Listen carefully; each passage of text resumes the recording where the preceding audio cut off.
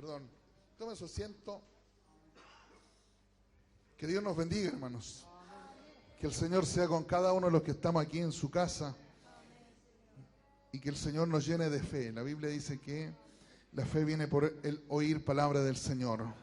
Y que nos llene de fe el Señor. Que al oír el mensaje podamos ser nuestros corazones llenados de la fe gloriosa, de la fe que salva.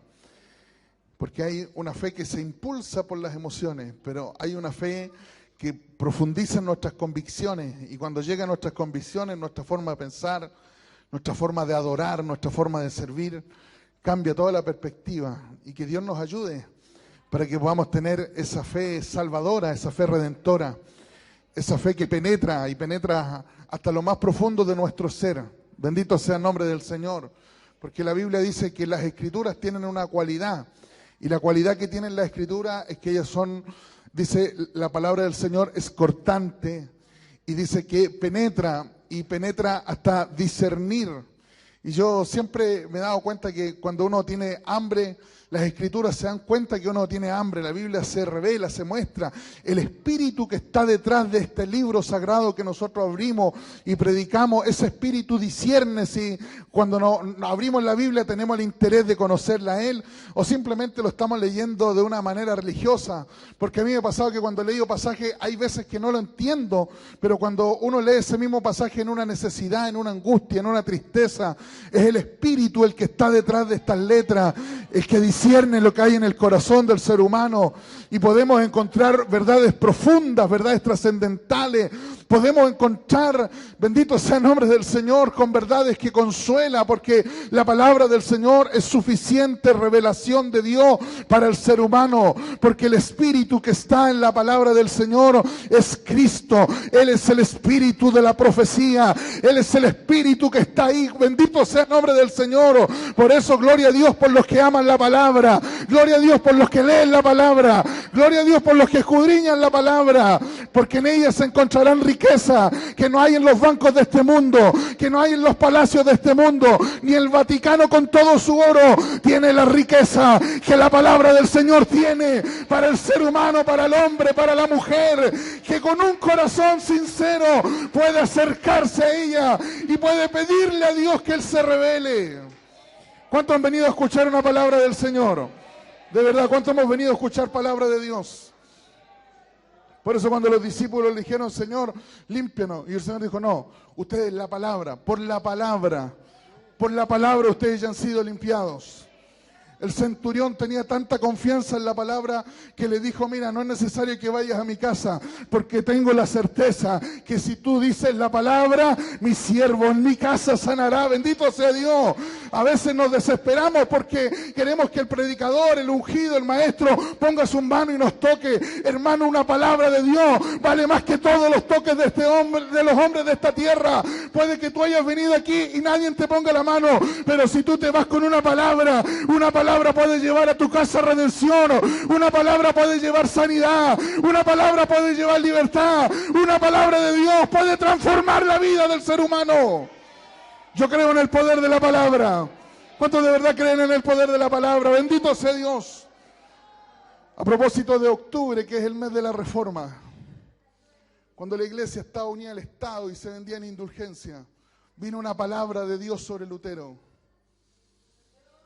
Y esa palabra de Dios, bendito sea el nombre del Señor, transformó la vida de él.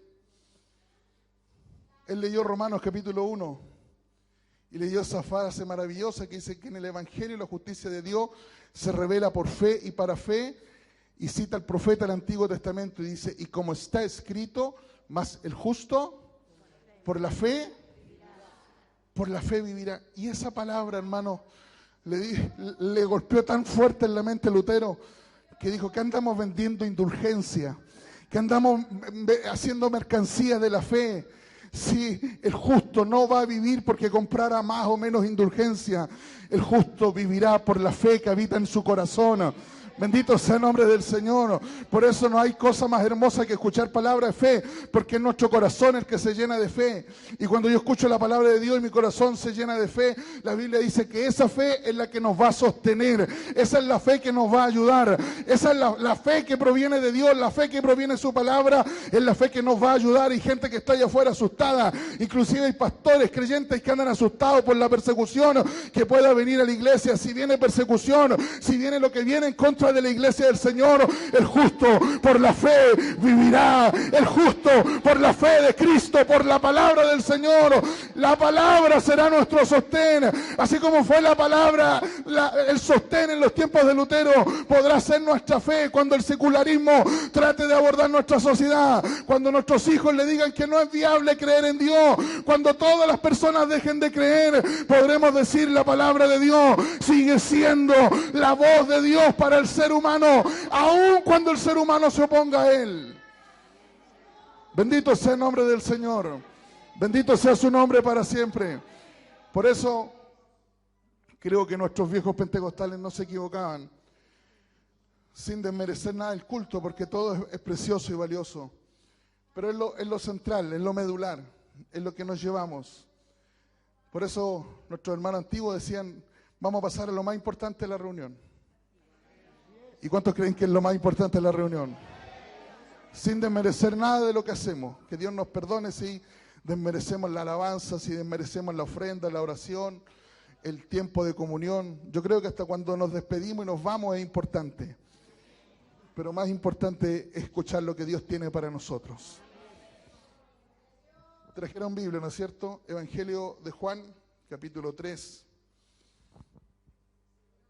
Usted conoce la palabra y conoce este precioso diálogo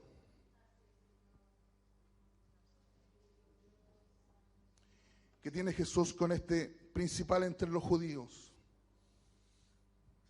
Este fariseo principal entre los judíos, Nicodemo, cuando se le acerca a Jesús, reconoce quién es. Primero dice que vino a él de noche. Quizás no quería ser visto por los demás, sobre todo porque Jesús no estaba identificado con la aristocracia del mundo judío, menos del imperio romano. Cuando usted conoce la Palestina de los evangelios de los tiempos de Jesús, habían dos provincias que eran importantes. Una era la provincia de Judea y la otra era la provincia de Galilea. En la provincia de Judea estaba Jerusalén, y ahí en la provincia de Judea estaban los principales fariseos, los principales saduceos, los principales escribas. Ahí estaba toda la historia judía.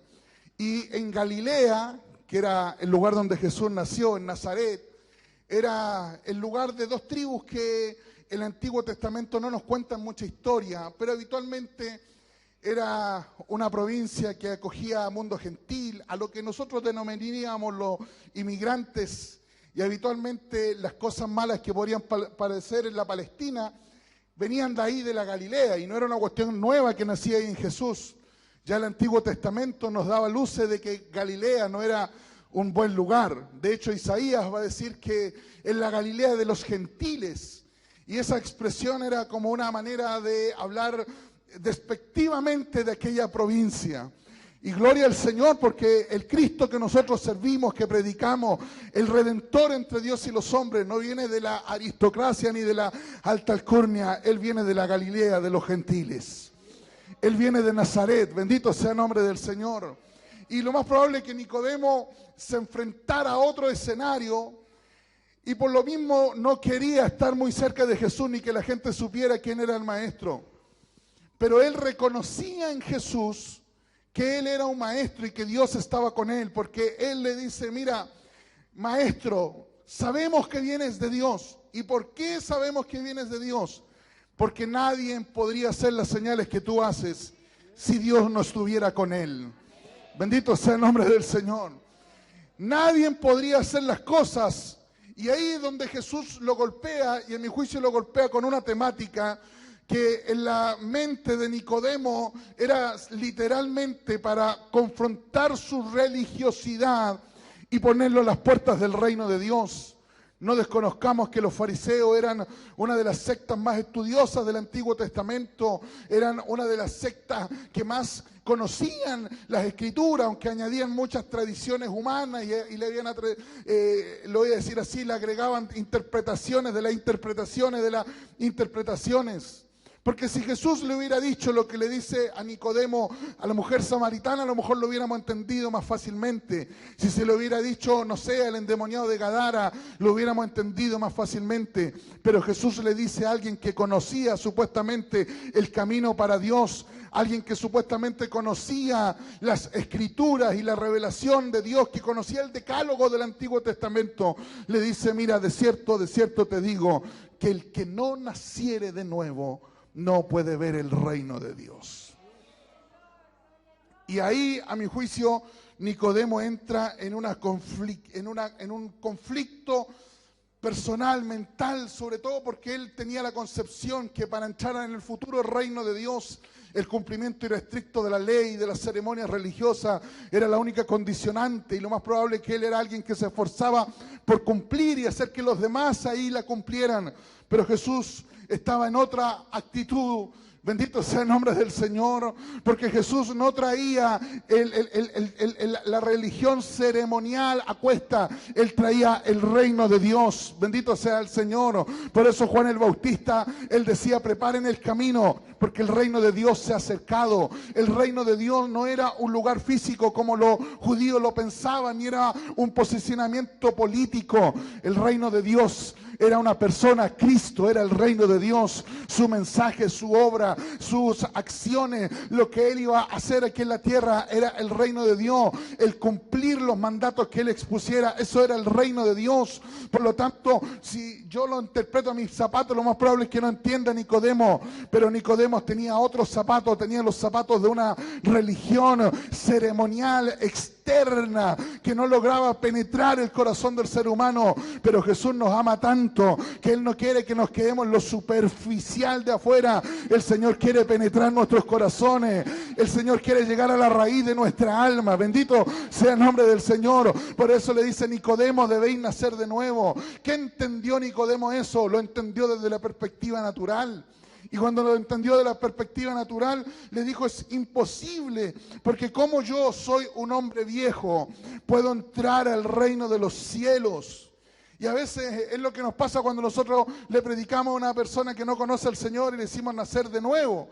La gente dice, imposible, tengo 40, 50, 60, 70, 80 años, no puedo volver al vientre de mi madre. Quizás hasta la mamá de Nicodemo había muerto, era un imposible en la mente natural.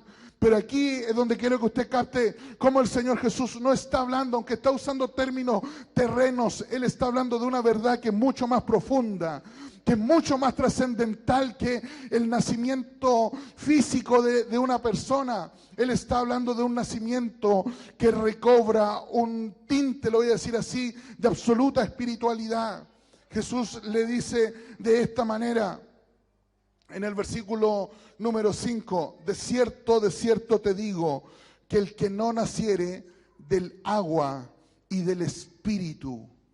Y mire, en la primera expresión dijo, no, si no nacen de nuevo, no pueden ver el reino.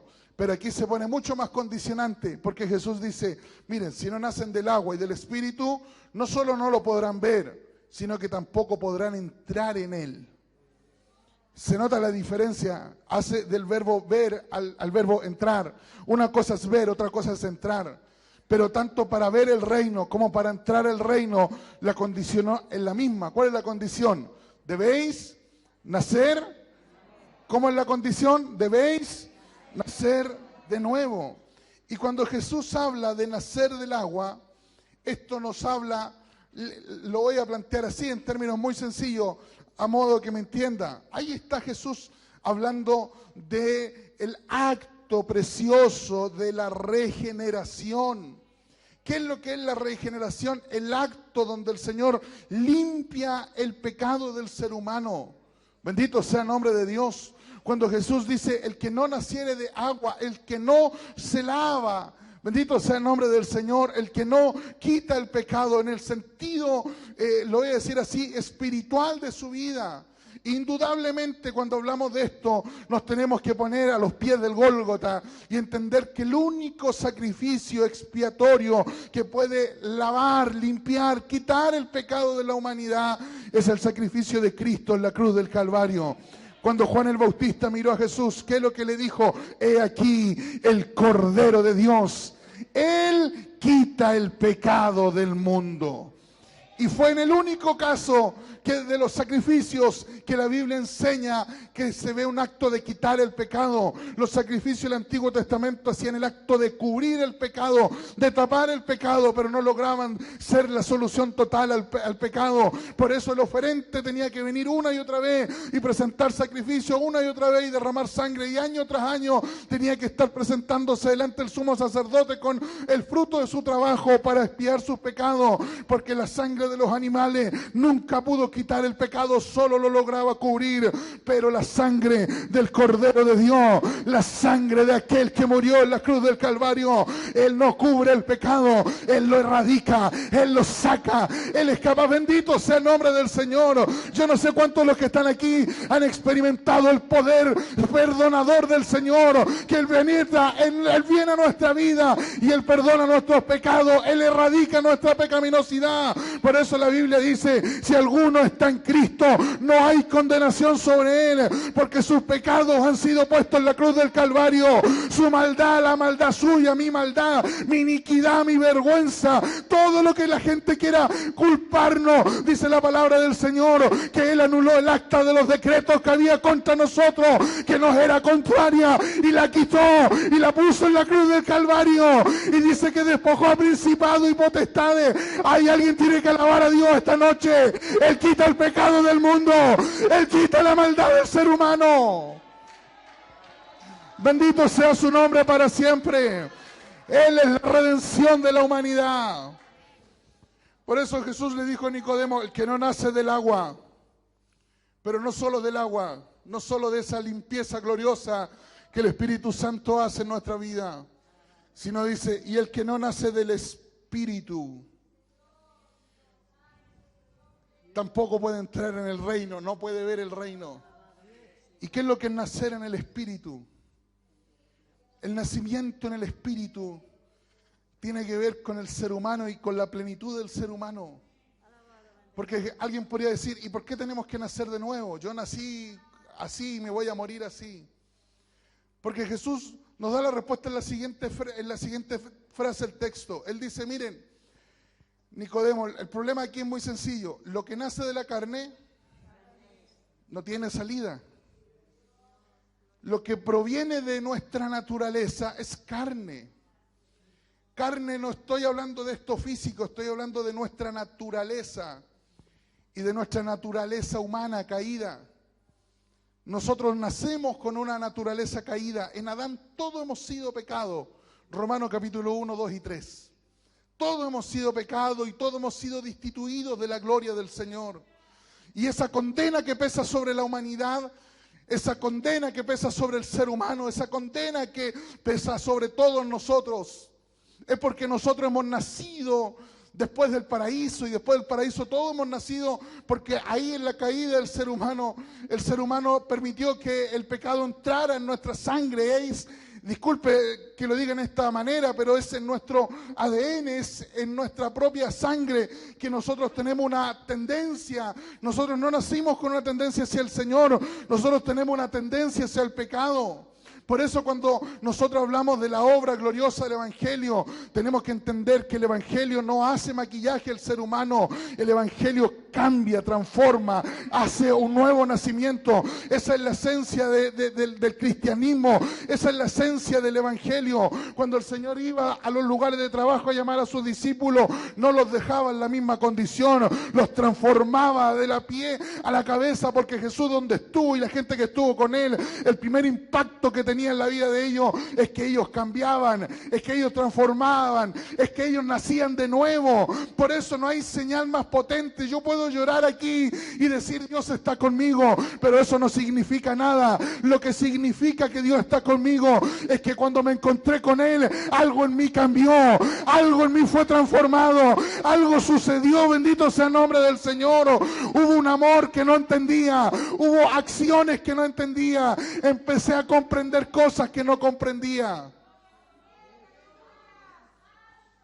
¿Cuántos dicen amén a la palabra? De verdad, que el Señor nos bendiga. Mire, la Biblia habla que por lo menos nosotros abrazamos dos naturalezas. Una naturaleza que heredamos, que es una naturaleza con una tendencia placentera hacia el pecado. Pero cuando la Biblia habla de que debemos nacer del agua y el Espíritu, es que Él pone una nueva naturaleza en nosotros. Él pone un espíritu nuevo. Mire, a ver si me ayudan ahí con la diapositiva. En Primera de Juan, no lo busque, yo se lo leo, capítulo 5, verso 11. Dice, y este es el testimonio que Dios nos ha dado, vida eterna. ¿Y dónde está esta vida eterna? Está en su Hijo. Dice Juan, y este es el testimonio que Dios nos ha dado, vida eterna, y esta vida está en su Hijo. Y dice el verso, el que no tiene al Hijo, el que tiene al Hijo tiene la vida. Y el que no tiene al Hijo de Dios, no tiene la vida. Así de categórico resulta ser el texto de Juan. Dice, el testimonio de Dios hacia la humanidad es que Él nos ofrece, Él ofrece una vida eterna. ¿Cuántos creen que Dios ofrece una vida eterna? Pero esa vida eterna está en su Hijo. La vida que Dios ofrece, la ofrece en Cristo. Y dice el texto de Juan, el que tiene al Hijo tiene la vida y el que no tiene al Hijo no tiene la vida. Así de sencillo. Por eso, cuando hablamos de nacer de nuevo, el nacer del Espíritu es literalmente tener la influencia del Espíritu en mí. Es tener la vida de Cristo influenciando en mí más que mi naturaleza humana. La Biblia plantea esto como una de las guerras espirituales más potentes que el ser humano traza, talla. Yo quisiera que mis batallas fueran con principados, demonios, potestades, no sé, un dragón volando sobre mi cabeza. Pero mi mayor conflicto no viene desde afuera. Mis mayores batallas espirituales vienen de ese hombre natural que está dentro de mí, que gobierna, que quiere arrancarme, que quiere apartarme de Dios, que quiere que me olvide del Señor. Ese hombre interior que vive dentro de mí, que es parte de mi naturaleza humana, que me hace que mi vida no sea una vida normal, que hace que mi vida pase de arriba abajo, cerca de Dios, lejos de Dios. Porque ese hombre natural, ese hombre que está viviendo dentro del ser humano, no nace en Dios porque es carne. Y le voy a decir algo, Dios no tiene ninguna intención de mejorar su vida natural. Él no tiene ninguna intención de que su vida natural tenga uno que otro maquillaje. Él de partida quiere hacer morir ese hombre, porque Él tiene un nuevo hombre, Él tiene una nueva mujer, Él tiene una nueva vida para darnos, que es la vida de Cristo, es la vida de su Hijo en nosotros. Bendito sea el nombre de Dios. Yo te voy a decir algo, hermano, puede que tú no entiendas la grande profundidad de la Biblia, pero si tú comprendes esta verdad, entendiste el Evangelio, entendiste, comprendiste el Evangelio. Nos sentimos pagados. El Evangelio parte cuando nacimos de nuevo, no parte en otro lugar. Bendito sea el nombre del Señor. Usted no puede entrar al reino, no se puede entrar por otra puerta. Usted podrá entrar al reino de Dios siendo justo, pero su justicia no le sirve. Isaías va a decir que la justicia del ser humano termina siendo como un trapo de inmundicia. ¿Cuántos dicen amén a eso? Usted puede creer que Dios le acepte porque tiene buenas intenciones, pero la Biblia dice que Dios conoce hasta lo más profundo de nuestro corazón. Y Dios sabe que a veces muchas de las buenas, nobles y acciones filantrópicas que el ser humano hace, hay ego, hay vanagloria, hay aplauso. Y por lo tanto el Señor termina desechando eso. La única manera en que el reino de Dios puede entrar en mí es que yo tenga que nacer de nuevo. ¿Cuántos dicen amén a la palabra del Señor? Porque nuestra naturaleza caída, lo voy a decir así, nuestra naturaleza caída nunca va a entender el hábitat del reino. Jesús, el apóstol Pablo dice ahí en 1 Corintios, dice, el hombre natural, ¿ha leído esa palabra? El hombre natural no percibe las cosas que son del Espíritu, porque no las entienda. Déjeme ponerlo en este escenario, en un ejemplo muy, muy sencillo. Es como que usted, hermano, dijera, voy a hacer una cena de gala, y el invitado a mi cena de gala va a ser el cerdito del vecino. Por lo tanto, voy a lavar el cerdito, lo voy a jabonar, y lo voy a sentar a la mesa, le voy a poner cubierto, le voy a poner una servilleta y le voy a pedir que coma junto a mí. No es el hábitat del cerdito. El cerdito, ¿qué es lo que va a hacer con esa? Va a dar vuelta a la mesa, va a romper, y por más limpio y perfumado que usted lo haya dejado, lo más probable es que cuando vea un charco basura de barro va a volver a meterse ahí. Así de ridículo resulta ser entrar en el reino sin nacer de nuevo. Así de ilógico es tratar, creer, pretender que el reino de Dios se manifiesta en mi vida cuando hay mucha de mi naturaleza viviendo. Así de ilógico resulta que el reino de Dios se exprese en mi casa, en mi entorno, cuando no estoy dispuesto a sacrificar todos los días mi propia naturaleza humana.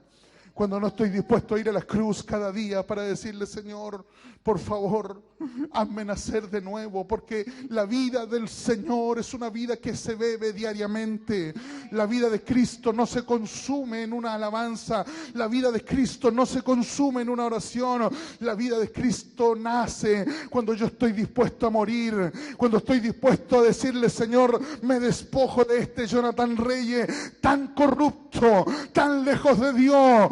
Este Jonathan Reyes que busca su propio placer para decirle, Señor, vive tú tu vida en mí, vive tú en mi mente, vive tú en mi corazón, vive tú en mi entorno. Bendito sea el nombre del Señor. No es una responsabilidad de Dios que ese nuevo nacimiento venga. El Señor busca el terreno fértil, y cuando Él se encuentra el terreno fértil, Él pone la semilla para que la vida de Dios crezca. La palabra del Señor dice que el reino de Dios es como esa semilla que no se sabe cómo crece, pero crece. Cuando tú tienes la vida del Señor, yo no te puedo decir a ti, hermano, para que la vida de Cristo fluya en ti, haz número 1 esto, haz número 2 esto otro, haz número 3 esto otro, porque es una vida que no tiene explicación, no tiene lógica. Es que es Dios por su Espíritu el que hace que desde nuestro interior, desde nuestro ser, fluya la vida de Cristo. Tú te puedes ir de este lugar tal como has venido, o esta noche puedes entrar por la puerta que Él quiere que entre. Debéis nacer de nuevo, debéis permitir que la vida de Cristo inunde todo tu corazón. ¿Cuántos dicen amén a la palabra del Señor? Bendito sea. ¿Sabe por qué? Porque el ser humano naturalmente nunca va a buscar a Dios, porque no está en Él. Él en su Adán, en su Génesis, desechó el paraíso, desechó la relación con Dios y prefirió vivir en sus deleites. Es cuando el reino de Dios entra en nuestra vida, cuando los intereses cambian. Mire, para Nicodemo el gran obstáculo para entender el reino era su religión, porque él no podía entender que con sus grandes esfuerzos él podía no ser salvo. ¿Y sabe quién es el mejor ejemplo de alguien que no es salvo con buenas acciones? Job. ¿Cuáles son las palabras de Dios al diablo cuando hablamos de Job? ¿No habéis visto a mi siervo Job? Hombre justo y perfecto, varón aprobado, pero que tenía un gran conflicto. No conocía a Dios. Entonces hay gente que se arropa en su propia justicia. Eso hace la religión. Eso hacía el fariseísmo, que el fariseo se arropara en su propia justicia. Estoy todos los sábados guardando la ley. Tengo las marcas de la circuncisión. He guardado las fiestas, he guardado la luna llena, la luna nueva. No hay día que no presento mi ofrenda en la sinagoga. Pero no conocían a Dios. Y eso hace la religiosidad, que uno sienta calma y justicia en uno mismo. Eso hace la gente que abraza conceptos religiosos para acercarse a Dios. Es que soy buena persona, si no le hago mal a nadie. Pregúntele a mi vecino si alguna vez le he echado la basura por un lado, dirá alguna hermana. Y tú puedes hacer eso toda la vida y terminar siendo un perdido. Porque no es en mi propia justicia que el reino de Dios se va a manifestar. No es mostrando lo buena persona que soy. No es diciendo lo justo, lo amable, las buenas intenciones que tengo. No es contándole a la gente que hemos sido generosos con fulano, con megano. El reino de Dios se abre cuando hemos nacido de nuevo. Cuando la gente ve a ti, te ve a ti y me ve a mí y puede decir, como dijo Pablo, es que no veo a fulano, veo a Cristo en él, bendito sea el nombre del Señor. Es que no somos llamados a manifestarnos a nosotros mismos, somos llamados a manifestar la vida de Cristo. Es que a Cristo es el que tienen que ver, es a Cristo es el que tienen que sentirse llamado, bendito sea el nombre del Señor. Pablo dice, si alguien ha trabajado, he sido yo, pero tengo algo que decirle, no he sido yo, ha sido la gracia de Dios que está en mí, que cuando la gente nos vea se alegre, no de nosotros mismos, se alegre de la obra de Dios, se alegre de la obra de Cristo. Y termino con una parábola preciosa. Cuando yo leo al buen samaritano, al hijo pródigo, yo siento que el hijo pródigo tiene una puerta de condena, pero tiene una puerta de regreso al Padre. ¿Y sabe dónde empieza la puerta de condena el hijo pródigo? Cuando él va donde el Padre, con un concepto equivocado del Padre, pensando que de esa manera iba a disfrutar los beneficios que el Padre tenía, y le dice, dame la parte de mi herencia. Ahí empieza su condena.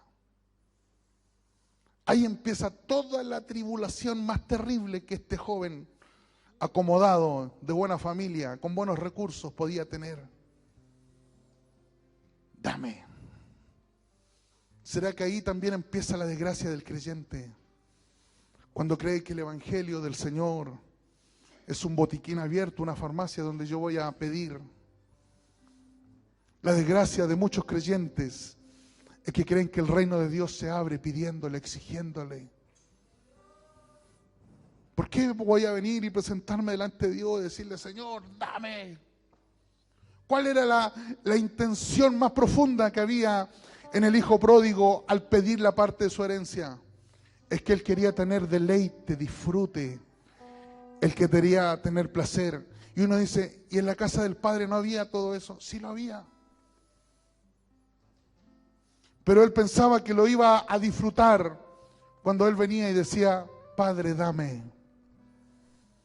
Por eso cuando el hijo pródigo vuelve, mire lo que dice, he pecado. ¿Contra quién había pecado? ¿Contra quién? No, pero ¿contra quién peca primero? Dice, he pecado contra el cielo. Jesús dice, mire, el reino de Dios es semejante a un hombre que fue donde su padre y le dijo, dame la parte de la herencia.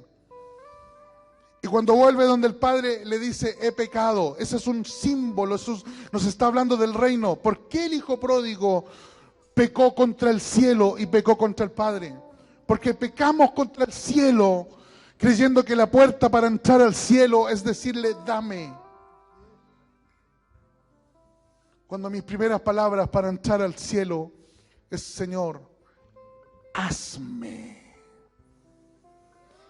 Y ese verbo, hazme como uno de tus obreros, es la condición del siervo humilde, arrepentido y dispuesto a recibir la nueva vida de Cristo.